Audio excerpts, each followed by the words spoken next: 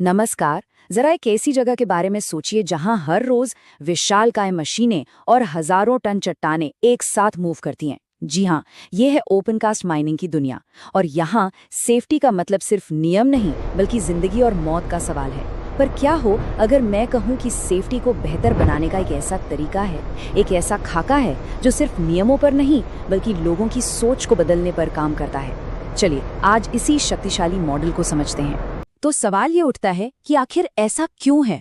मतलब हमारे पास पहले से कहीं बेहतर टेक्नोलॉजी है, पहले से ज्यादा कड़े नियम हैं, फिर भी ओपन कास्ट माइनिंग आज भी दुनिया के सबसे खतरनाक कामों में से एक क्यों है। ये एक ऐसा सवाल है जिसे हम नजरअंदाज नहीं कर सकते और इसका जवाब ही हमें एक सुरक्षित कल की तरफ ले जाएगा। और देखिए, ये खतरे सिर्फ कागजों पर नहीं हैं, ये असली हैं। जरा सोचिए, अचानक गिरती हुई चट्टानें या एक दूसरे से टकराती हुई विशाल मशीनें या फिर ब्लास्टिंग के दौरान हुई एक छोटी सी चूक। यहाँ बात सिर्फ नियमों की नहीं है बल्कि उन असल खतरों की है जिनका सामना खदान में काम करने वाला हर इंसान हर रोज करता है। तो क्या इसका मतलब ये है कि हम इन खतरों के आगे बेबस हैं? बिल्कुल नहीं।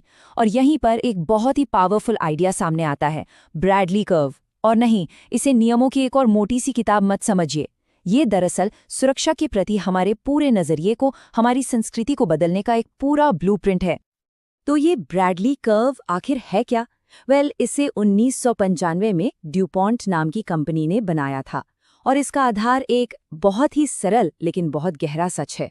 सच ये है कि किसी जगह पर हादसे इसलिए नहीं होते कि वहाँ नियम कम हैं, बल्कि इसलिए होते हैं क्योंकि वहाँ की सेफ्टी कल्चर यानी सुरक्षा संस्कृति कमजोर है। जैसे जैसे कल्चर बेहतर होता जाता है, हादसे अपने आप कम होने लगते हैं। इस कर्व की सबसे बड़ी खूबी इसकी सादगी में है। इसे ऐसे समझिए, एक तरफ यानी एक्स एक्सिस पर है सेफ्टी कल्चर की मजबूती और दूसरी तरफ वाई एक्सिस पर है हादसों की संख्या। ब्रैडली कर्व हमें बस ये दिखाता है कि जैसे जैसे आपका कल्चर मजबूत होता जाता है, हादसों का ग्राफ जादुई तरीके से नीचे आने लगता है। ये एक उल्टा लेकिन बेहद शक्तिशाली रिश्ता है। तो ये जो सेफ्टी कल्चर है ना, ये एक सीढ़ी की तरह है। इसके 4 पायदान हैं। हर पायदान एक अलग सोच, एक अलग मानसिकता को दिखाता है और हर अगला कदम हमें जीरो हार्म यानी शून्य नुकसान के लक्ष्य के और करीब ले जाता है। तो चलिए इस सीढ़ी पर चढ़ना शुरू करते हैं सबसे निचले पायदान से। सबसे पहला और सबसे खतरनाक पायदान है रिएक्टिव या प्रतिक्रियात्मक। यहाँ सेफ्टी किसी की प्राथमिकता है ही नहीं। लोग तभी जागते हैं जब कोई हादसा हो जाता है। मतलब ये हमेशा घटना के बाद सोचने वाली सिचुएशन है। और यहाँ के लोगों की सोच क्या होती है? सिंपल, सुरक्षा मेरी जिम्मेदारी नहीं है। लोग मानते हैं कि ये तो मैनेजमेंट का काम है या फिर सब कुछ किस्मत का खेल है। अपनी तरफ से कोई भी जरा सी भी जिम्मेदारी लेने को तैयार नहीं होता। ऐसे माहौल में जब कोई एक्सीडेंट होता है तो उसे किस्मत खराब थी या होना ही था मानकर भुला दिया जाता है। मैनेजमेंट भी कोई खास ध्यान नहीं देता और कर्मचारी बस अपने अंदाजे और अपनी इंस्टिंक्ट्स पर काम करते हैं। नतीजा, सबसे ज्यादा हादसे और सबसे खराब परफॉर्मेंस। चलिए अब आते हैं दूसरे पायदान पर, डिपेंडेंट यानी निर्भर।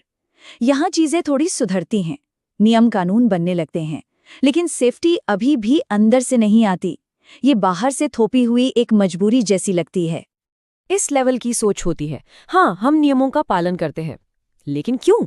इसलिए नहीं कि उन्हें सेफ्टी में विश्वास है, बल्कि इसलिए ताकि सजा से बच सकें या अपने सुपरवाइजर की डांट ना सुननी पड़े। ये सेफ्टी डर से आती है, विश्वास से नहीं। यहाँ सेफ्टी की सारी जिम्मेदारी मैनेजमेंट पर डाल दी जाती है। कर्मचारी हेलमेट भी तभी पहनते हैं जब सुपरवाइजर देख रहा हो, और ट्रेनिंग वो तो बस एक कानूनी फॉर्मेलिटी होती है। मकसद सिखाना नहीं, बस कागजों पर टिक मार्क लगाना होता है। और अब हम उस पायदान पर पहुंचते हैं जहां असली बदलाव शुरू होता है। ये है इंडिपेंडेंट यानी स्वतंत्र चरण। ये वो मोड़ है जहां सेफ्टी किसी और की नहीं बल्कि एक व्यक्तिगत मूल्य, एक पर्सनल वैल्यू बन जाती है।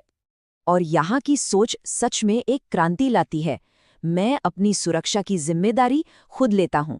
लोगों को ये समझ आने लगता है कि उनकी सेफ्टी किसी सुपरवाइजर या मैनेजमेंट के हाथ में नहीं है, बल्कि उनके अपने फैसलों और आदतों में है। इस लेवल पे लोग किसी के बताने का इंतजार नहीं करते। वे खुद आगे बढ़कर खतरों को पहचानते हैं और उन्हें ठीक करने के तरीके ढूंढते हैं। यहाँ एक गहरा विश्वास होता है कि हाँ, मेरे एक्शन से फर्क पड़ता है, मैं अपनी सेफ्टी को कंट्रोल कर सकता हूँ। और आखिर में हम पहुंचते हैं इस सीढ़ी के शिखर पर, इंटरडिपेंडेंट यानी अन्योन्याश्रित चरण। ये सिर्फ एक अगला लेवल नहीं है, ये वो मंजिल है जहां हर ऑर्गेनाइजेशन पहुंचने का सपना देखता है। यहाँ सोच पर्सनल रिस्पॉन्सिबिलिटी से भी एक कदम आगे बढ़ जाती है, वो सामूहिक हो जाती है। यहाँ का मंत्र है, हम एक दूसरे का ख्याल रखते हैं। यहाँ सेफ्टी मैं से निकलकर हम का हिस्सा बन जाती है। इस आदर्श स्थिति में टीम का हर सदस्य सिर्फ अपनी नहीं बल्कि अपने साथी की सेफ्टी को भी अपनी जिम्मेदारी मानता है। अगर कोई साथी कुछ गलत कर रहा है तो लोग चुप नहीं रहते, बल्कि एक दूसरे को टोकते हैं, मदद के तौर पर, शिकायत के तौर पर नहीं। नतीजा, एक्सीडेंट्स लगभग शून्य हो जाते हैं और सेफ्टी कंपनी के डीएनए का हिस्सा बन जाती है। तो ठीक है, हमने ये सीढ़ी तो समझ ली, लेकिन इसके शिखर पर पहुंचना एक खदान के लिए असल में क्या मायने रखता है? आइए देखते हैं कि इस कल्चर को हकीकत में कैसे बदला जा सकता है और क्यों ये सारी मेहनत आखिर में रंग लाती है। और सुधार की जरूरत कितनी ज्यादा है, ये आंकड़ा देखिए, ये सच में चौंकाने वाला है। एक रिसर्च के मुताबिक माइनिंग इंडस्ट्री में 89% जगहों पर सेफ्टी कल्चर या तो नेगेटिव है या किसी काम का नहीं, सिर्फ 11% ही सही मायनों में पॉजिटिव हैं।